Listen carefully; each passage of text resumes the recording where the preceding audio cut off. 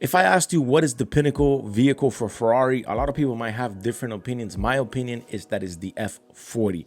Whenever the F40 goes through auction, fetches an amazing amount of money, and people are willing to buy it. Obviously, high-end rich people are willing to buy it. Well, what if I told you that the F40 might be making a comeback? What is going on, guys? Welcome back to another video. If you guys are rocking with the content, remember to smash that thumbs up and the subscribe. We just made it to 15,000 subscribers. Love you guys. Let's keep on rocking. So the F40 might come back, and let's get into it because this is actually a pretty big deal when it comes to the supercar world. Can you imagine if Ferrari reproductions the F40? That would be insane. So Ferrari's Icona series is pretty much a series that pays tributes and homage to the brand's illustrative past, with the SP1, the SP2, and the SP3, obviously. It is a modern interpretation of the open-top V12. Ferrari established its legends, while the Daytona SP3 is a homage to its glorious sports prototype race cars from like the 1960s. Now, Top Gear reported, and usually when Top Gear reports, they don't miss. When you get reliable sources coming out of Top Gear, it's pretty much a done fact, but it's obviously still to be seen.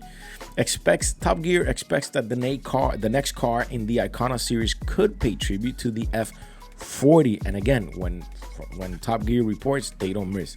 Previous Icona models aren't simply retro interpretations of the previous models. The SP1, the SP2, and the SP3 clearly references the brand's past, but do so with a new modern style and technology. Each were limited to 499 models. Examples of the Monza, 599 examples of the Daytona, 599, and each cost well over 1 million euros. Whenever or whatever form the SP4 will take, you can expect similar production and similar big prices, of course. Now, the article goes to say cars like the Icona series are hugely profitable for Ferrari since they're based around pre-existing components. They're relatively cheap to develop, but because they're limited edition numbers, customers are willing to spend big money. Obviously, we're going to see examples. I'm going to post examples here of what the F40 fetches on the auction. They fetch a crazy amount of money.